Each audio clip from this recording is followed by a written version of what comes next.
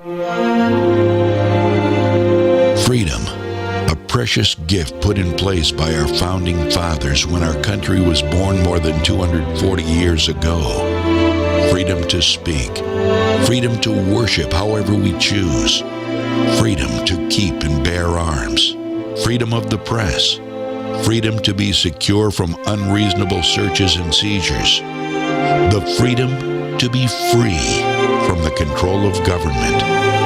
Here, we offer you guidance on what it means to be free and show you the signs that this freedom is slowly, methodically being infringed upon by politicians and special interests who desire to push bigger government by scaring the ignorant with climate change alarmism, luring them in with promises of free health care, education, income, and more, opening the borders to everyone in order to gain votes and cause government reliance to become the status quo. We are better than that. We refuse to give up our rights. We are unwilling to submit to tyrants and fascists. We think with our brains, not our feelings. When we're pushed, we will fight.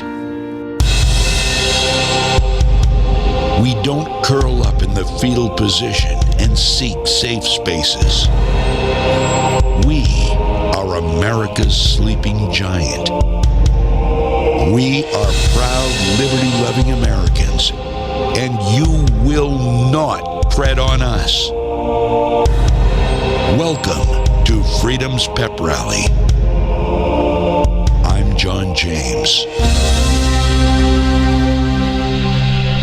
And we're going to start right out with a Derek Chauvin juror. I don't know if you heard about this. A Derek Chauvin juror busted. He's a guy, well, I'll give you his name here in a second. He said when he was brought on as a juror in the Derek Chauvin trial. Of course, that is the trial. Derek Chauvin, the former Minneapolis police officer, who is accused of killing George Floyd, kneeling on his neck. Turns out he said he had never heard of the story, which I found hard to believe that anybody had never heard of this story. How can anybody have not heard of this story? But he said he never had.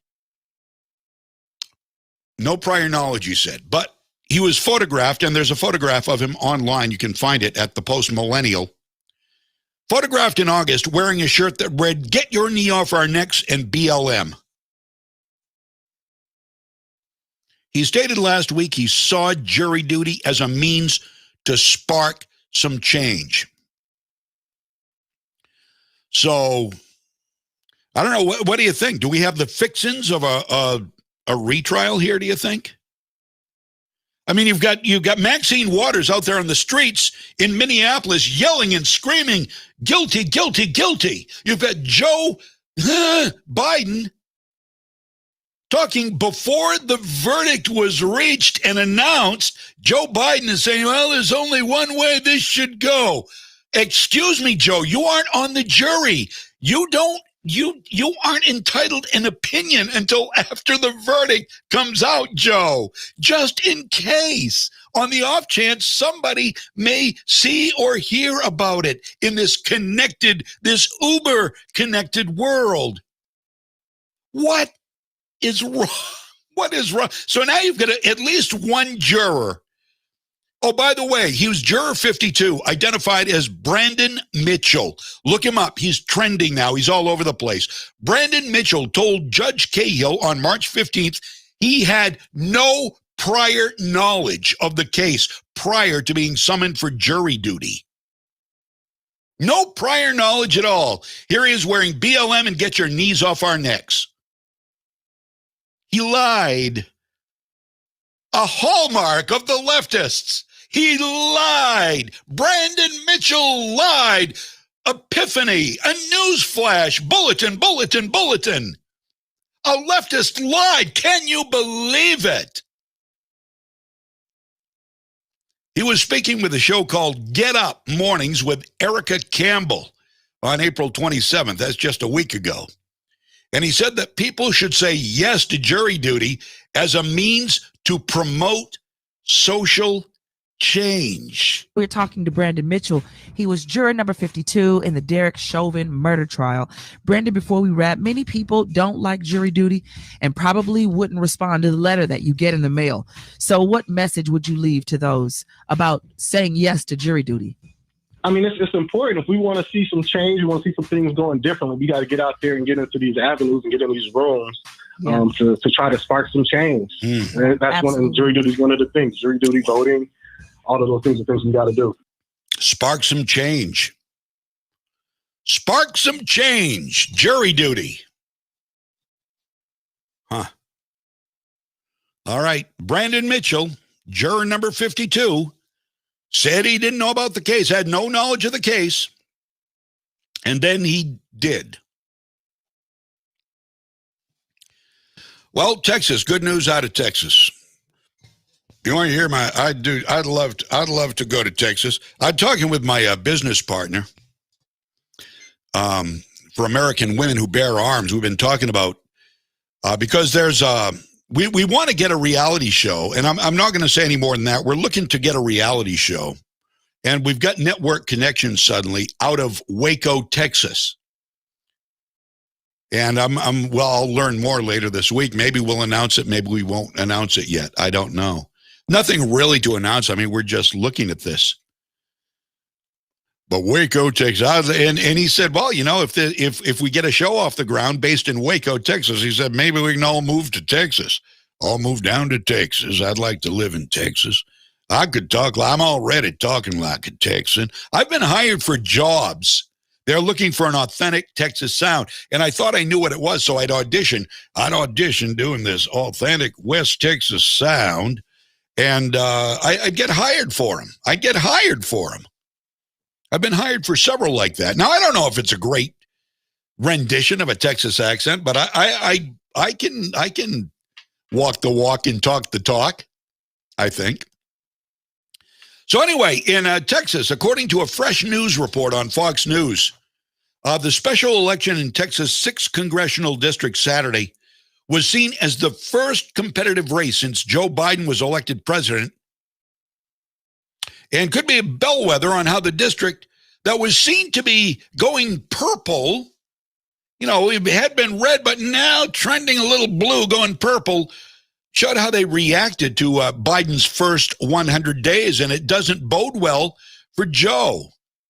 The results were seen as a blow to Democrats. 2 Republicans earned enough votes to advance to a runoff. Susan Wright, the wife of late Republican Representative Ron White, was followed in votes by Jake Elzy, who eked out a win over Democrat Jana Lynn Sanchez. Sanchez conceded in a social media post. She lost by about 400 votes.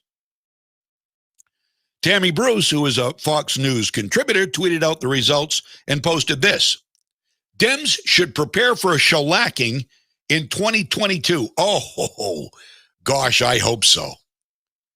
I hope so. We will see. We will see. It's hard telling, not knowing, as my good friend Crazy Lou Craig says. I think it's Lou. I'm crediting Lou with it anyway, because I think he's the one that's hard telling, not knowing. Now my daughter says it all the time. Hard telling, not knowing. I don't know what it means, but I like it. It sounds good. Time right now on Legacy 1160, 9:20. We got 20 past 9 o'clock. And China is cracking down on Christians. Is this hard to believe? Do you find it hard to believe that communist China is cracking down on Christians? They're also cracking down on Uyghur Muslims. I don't know if you know that. I don't know if you know they're committing genocide against Muslims in China. Oh, yeah, those are Joe Biden's buds. Joe and Hunter Biden's and John Kerry's buds. Those are the buds. They're buds. Like this. They are like this. Devin Archer and Christopher Hines and Hunter Biden and John Kerry and Joe Biden, they are in love. It's like a great big menage a trois. whatever you call it. I don't know the Chinese word for menage a trois, quoi, moi. I don't know. But they're all over the Chinese thing, just like the NBA is. Just like so many of the big corporations are. They love China. They don't like Taiwan. Taiwan just wants to be free. Hong Kong just wants to be free. Gosh, they hate Taiwan. In fact, a couple of weeks ago, Xi Jinping out there showing off his new warships, showing him in the face to intimidate Taipei. That's why he was doing it. I know, he's 3 new war craft. I mean, these are amazing nuclear craft, a submersible aircraft carrier or something like that, I guess. That's the way it sounded like. I imagine I don't think they're submersible planes, at least not intentionally. You wouldn't want to submerge a plane, but I guess, I don't know. I haven't seen it. I haven't seen the pictures, but I suppose once the aircraft all are off the flight deck, the aircraft carrier can submerge.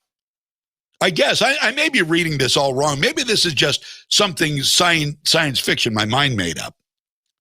But while China is doing this, scaring the living crap out of Taipei and Hong Kong for that matter, while this is all going on in China, what's happening here in America?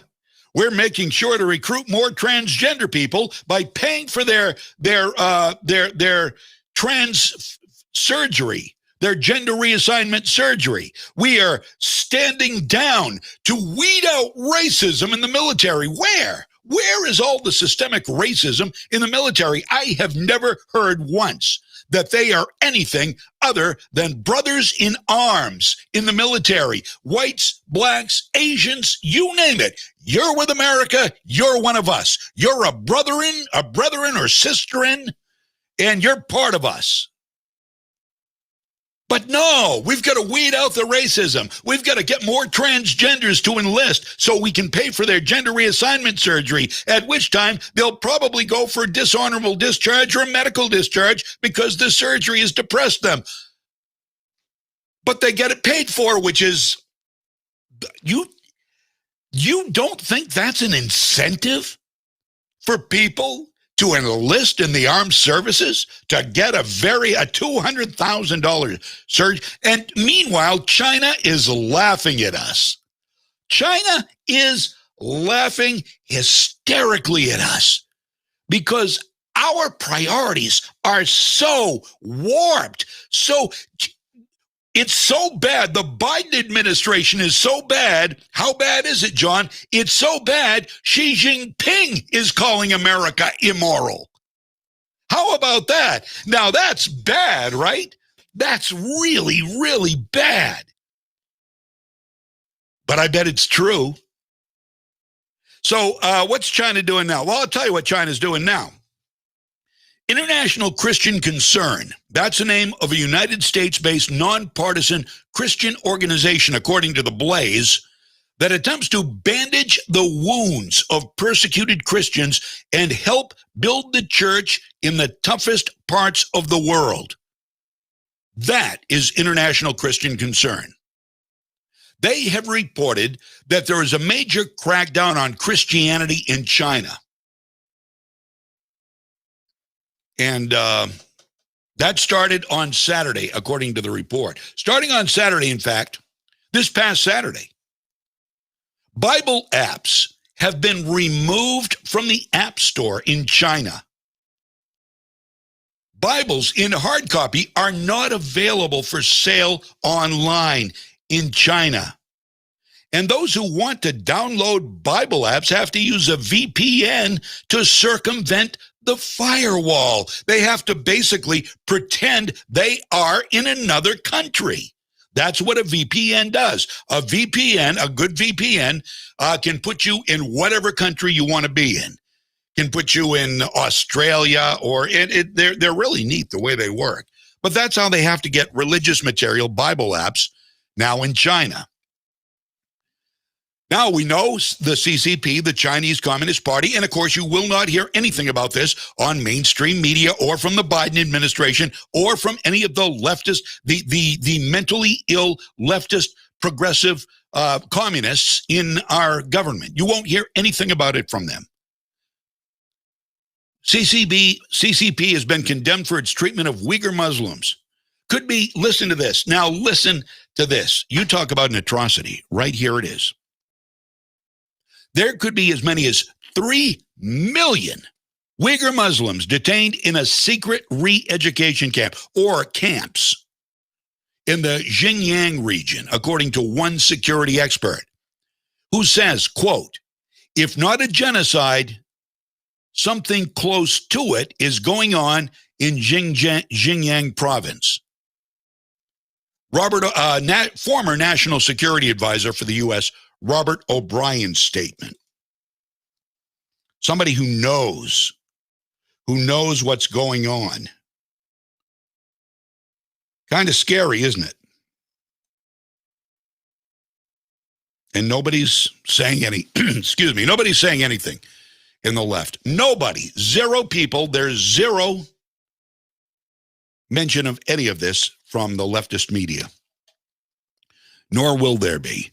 Yeah, I've got good examples of leftist media coming unglued this morning. MSDNC came. Stephanie Rule, a woman she's on with Ali Velshi. You know, the bald-headed Canadian guy? The communist from the Canadian communist, the CC. Oh, yeah, Stephanie Rule. She melted down at the governor of West Virginia this weekend because he signed a bill that banned transgender girls from playing in girls' sports. Stephanie Rule came unglued. And she's on that network that Chuck Todd says there's never any editorial comment on MSNBC during the daytime. Chuck Todd. Why would anybody watch Chuck the bunny rabbit Todd with his twitching little nose in his egocentric little delivery? I'm better than you. Well, I'll tell you right now, he's better than anybody, better than any Republican he ever has on, better than Mike Pence, better than Newt Gingrich, better than anybody. But when it's a Democrat, when it's a leftist, he lets them talk and talk to their content. Doesn't interrupt him at all, but he plays the adversary boy. When he has somebody who's a little conservative on, he plays the adversary. He plays that role well because he's not playing. Guess what? He's not acting. He is an adversary. No editorial opinions on MSNBC during the daytime. I'm Lion Chuck Todd. Almost as bad as Lion Brian Williams. Almost as bad as raging racist Joy Reid. Almost as bad as raging racist Al Sharpton. MSNBC's got them all. They've got it all covered. They've got racism covered. They have progressivism covered. They've got it all. All you've got to do is tune to Channel 40 on your local cable network here in Central Maine. I think it's probably the same in Augusta and Waterville on your local Spectrum if you have cable. And you can watch them come unglued all day long on the network that has no editorial opinion ever. Chuck Todd. Chucky baby. I get all riled up. This stuff drives me crazy. Stephanie Rule on MSDNC came absolutely unhinged on the network that doesn't offer any editorial comment during the daytime, says Chuck Todd, the lying faux journalist, the little bunny rabbit face juvenile delinquent that NBC thinks is great. Meet the depressed. That's what Rush Limbaugh used to call his show, Meet the Depressed. Meet the Press used to be a great show. Remember Tim Russer? Oh, man, what a great host. I loved Meet the Press with Tim Russert. I would tune into NBC every Sunday to watch Meet the Press with Tim Russert. He was great. He was good. He was fair. And he passed. I remember I was listening to Rush Limbaugh when I heard that news, that Tim Russert had passed away. And I really liked, I was shocked almost to the point of tears. Really, that's how moved I was upon hearing Rush Limbaugh very solemnly announce Tim Russert's passing. Shocked. But I mean, I know we're all going to die. I mean, there's no, just happens at different times, but you're never, and I don't care how old a person is. If you know, and you know this, you've had elderly relatives die before. Doesn't matter how old they are or how sick they are, even sometimes. It still shocks you when they pass, when they are no longer in this world. And that's the way I felt. And Meet the Press has sucked ever since. Sucked. I don't mean it just isn't as good. I mean, it sucks. It absolutely sucks now because they have a partisan hack working for the DNC by the name of Chuck Todd running the show. The guy shouldn't be running a frickin' romper room show, let alone Meet the Press. So one of his cohorts, who doesn't do editorial opinion, nobody does, says Chuck on MSNBC. So this is only your imagination, what you're about to hear. Last Friday morning, Stephanie Rule, who works with a baldy Canadian guy there, Ali Velci. If I'm not saying your name right, I'm not sorry. Stephanie Rule put on a display, and she was just plain hostile to the governor of West Virginia, whose name is Jim Justice. I love that. Reminds me of Smokey and the Bandit. Remember Buford T. Justice? I love that movie. Love it. It's one of those nonsensical movies I love. I loved all the actors. You had Jackie Gleason was Buford T. Justice. You had Smokey, who was, Smokey was Jackie Gleason. The Bandit was Burt Reynolds and I guess Jerry Reed. They're all dead now. They're all gone. But yeah, Justice. But this guy's, the governor of West Virginia is actually named Justice, which is perfect. Perfect, because this was Justice. And she was this woman, this biatch, literal biatch, Stephanie Rule, was absolutely brutal to Jim Justice over his decision to sign a bill protecting rights of girls at school. So what kind of a woman is Stephanie Rule? Apparently, she doesn't have any daughters playing in school sports against transgendered athletes. Or maybe she'd say, wait just a minute here. If her daughter were losing every single race to a transgender female, she might say, wait a minute here. How is this fair? But to Stephanie Rule, who's woke, the only thing that matters is not biology, not science, but social justice. Social justice. And from a guy named Jim Justice, social justice came in West Virginia. And this wasn't even his priority. It wasn't even a priority of his. He says it here. But he also admits that he thinks it was the right thing to do to sign the bill banning transgender females from competing against biological females. Well, of course it is. Only on another planet would that be illogical. Only on another planet or in leftist circles.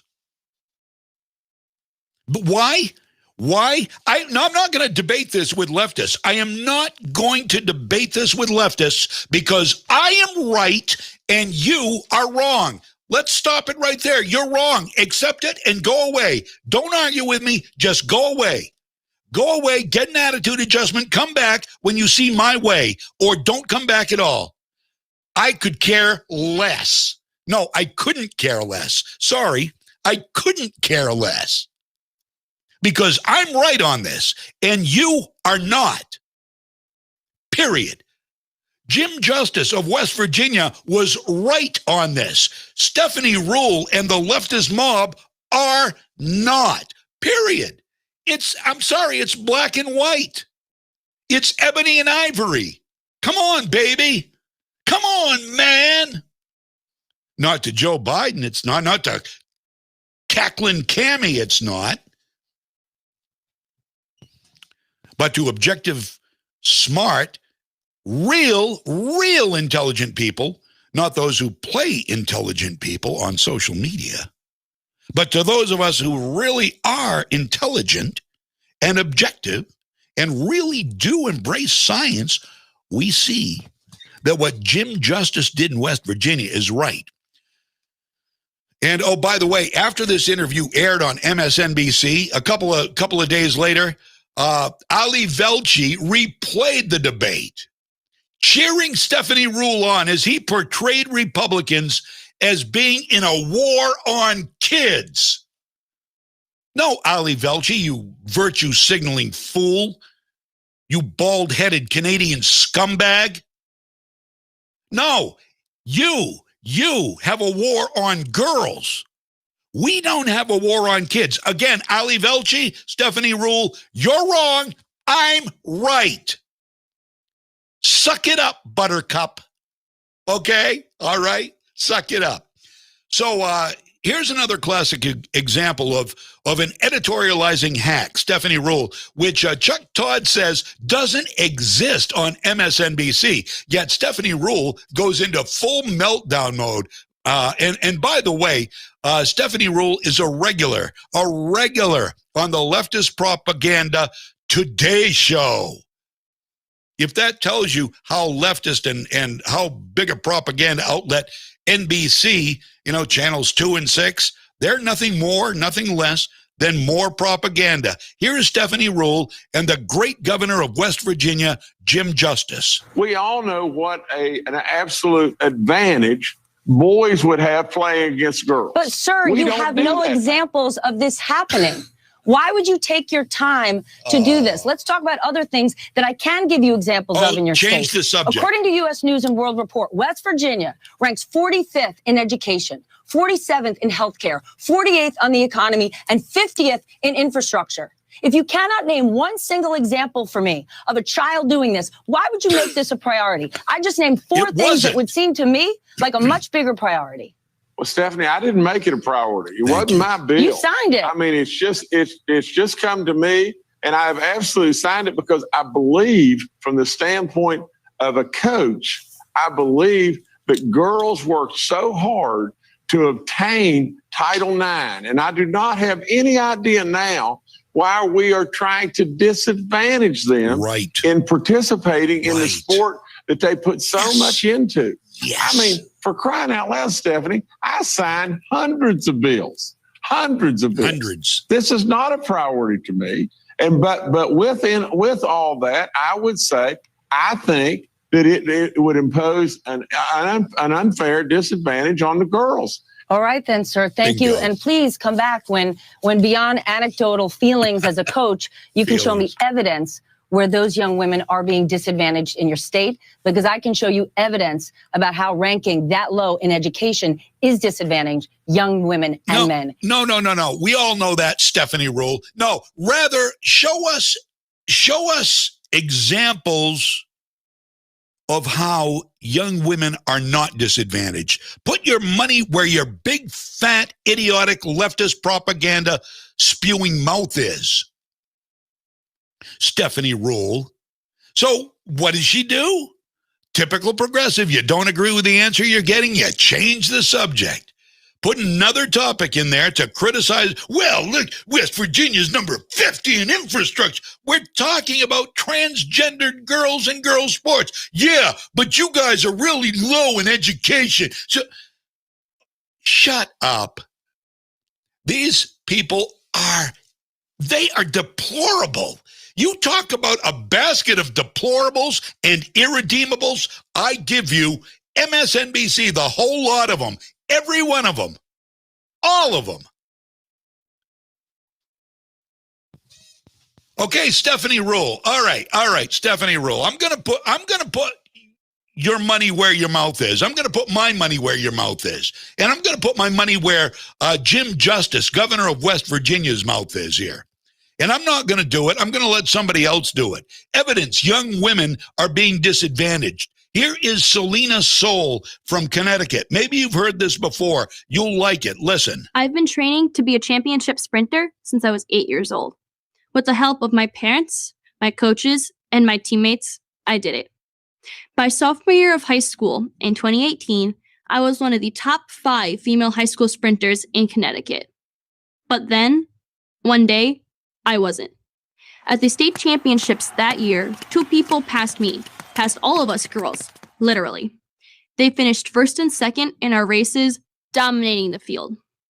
Were they more motivated? Did they train harder? I don't think so. But they did have an edge, a big one we couldn't match. They were biological boys who said they were transgender girls. Do you think that's fair?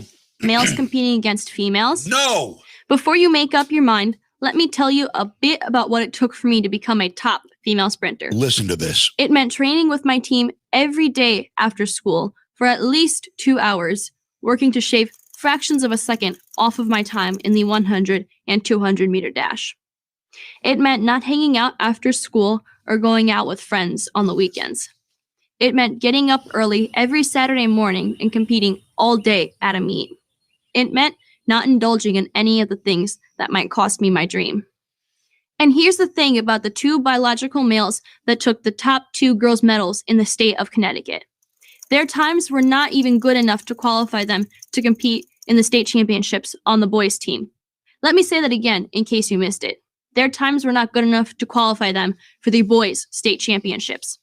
But 2 years in a row, they won first and second place competing against the girls. All in all, these 2 biological males won 15 women's state championship titles. Wow. Some in the media have accused me of being a sore loser. Yeah. They tell me to run harder.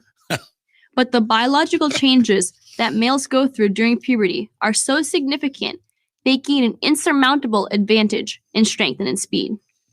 That's why boys always competed against boys and girls against girls. U.S. runner Allison Felix is an inspiration to me. She's the fastest female sprinter in the world. Her lifetime best for the 400 meters is 49.26 seconds. But based on 2018 data, nearly 300 high school boys in the U.S. alone could beat that record. What we are talking about then is not just boys taking women's trophies, though they are. And we aren't talking about biological boys taking women's athletic scholarships, though they'll do that too. When biological boys are allowed to compete against girls in sports like track, where the differences in performance are so great, we are talking about girls getting shut out, never getting the chance to win or even compete at all. When 2 biological boys took the first and second place spots against me in the 2019 Indoor State Championship, I lost the opportunity to participate at the New England Championships. I lost the chance to be scouted by top coaches, possibly even to win scholarships. Right now, biological boys are being allowed to set records on the girls' team, deleting girls' records, erasing the achievements of actual girls, and setting a standard probably no girl can meet, no matter how much she trains or how hard she tries. The reason that we have girls' sports in the first place is to give female athletes with talent, hard work, and dedication an equal opportunity to shine and be recognized. Yep. But girls will never have that opportunity if they are forced to compete with biological boys in sports like track and field, softball, volleyball, or basketball. Women fought too hard for too long so girls like me can have the opportunity to compete on a level playing field. Maybe worst of all, when girls try to object, when we point out the truth that biological differences in strength and speed between boys and girls are massive and real, we're called bigots. Administrators, teachers, coaches, and other students tell us to just keep quiet and take it. We are told a girl's place is to be seen and not heard. Well, we won't be silenced. We are fighting back. With 2 other top female runners in Connecticut, I have filed a federal lawsuit under Title IX to protect the rights of women and girls to a fair competition on a level playing field. Please don't turn your backs on us, America. This isn't about gender identity. It's about fair play. I'm Selena Soul for Prager University. Yeah, you can find that at Prager University. PragerU.com, I believe, is the address.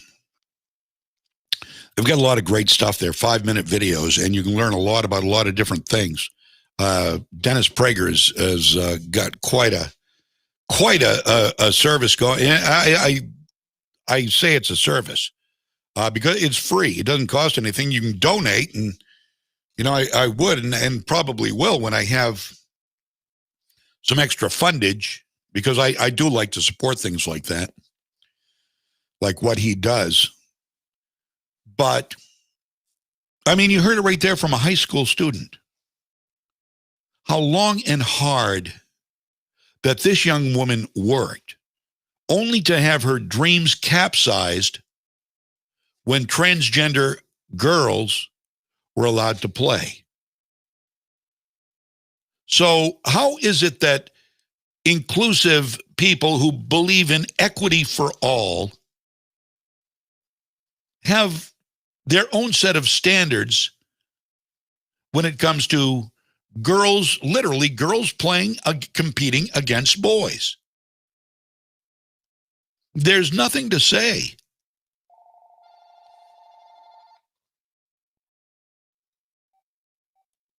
There is nothing to say that a star boys basketball player, or no, maybe an okay boys basketball player on the JV team. Don't discount this either. But see, this would, under the leftist rules and the leftist narrative, this would be okay. This would be cool. This would be all right. You've got a boy, pretty good basketball player, but he wasn't quite good enough to make the varsity. He made JV, playing JV, gets benched, maybe half the game or more. But he really wants to be a standout. So he decides that he will identify as a girl. Right? Now, if you identify, now the way I understand it, and the way this is, I know for a fact, this is the way it is at some schools, because there have been some schools where students have gone ballistic about this, where the kids are allowed to use the locker room of the gender they identify with. So here you've got this okay athlete playing boys JV basketball who decides he's going to become a transgendered girl. So they can't deny him because they're woke. They're woke. So they've got to let him do what he identifies with. So now, not only does he get to compete with girls and makes the varsity girls team, but he also gets to go hang out, if you will, in the girls' locker room. Win-win. And all it took was a change of heart, or a professed change of heart. Maybe it was, maybe it wasn't. You see where I'm going here? This is idiotic. This is immoral. There is no moral compass of people who believe some of these things. And there certainly is no constitutional grounds for allowing it to continue to happen. I applaud Florida. I applaud Arkansas. I applaud West Virginia. I hope more states do it. I hope Maine does it. We won't. We will not. At least not while Janet Mills is in office. Get Governor LePage back, and we get at least one of the houses of the legislature back. Then I think we may stand a fighting chance to make sure it doesn't happen, at least during the term at which Republicans have a majority in the Blaine House. But it's terrible. I mean, we can go from a constitutional democracy and in one term have it all upended. When they say nothing is forever, boy, that says, when it comes to politics, isn't that the truth? I mean, for 4 years, our gun rights were safe. Our First Amendment rights were somewhat safe. Boys and girls could not play with boys in boys' sports. At least that was Trump's desire. That was Trump's mandate. And all this stuff changed the minute Joe Biden sat down at the Oval Office desk. All of it. It changed in a heartbeat. 37 executive orders in like the first weeks. And there have been more since. Most of any president of the last 5 presidents, probably some of the most in history. From the man who said, executive orders are reserved for tyrants before he got into office. Executive orders are for tyrants, he said. Biden said that. And then he went and signed away everything Donald Trump had done. Because Joe Biden is a puppet. Joe Biden is a leftist. Joe Biden is a communist. Joe Biden has been led that way by the pushers and the manipulators on the Democrat side. Don't doubt it. It's happened before our very eyes. We said it would. AOC said it would, and it has. We'll be back. I'm John James. This is Freedom's Pep Rally.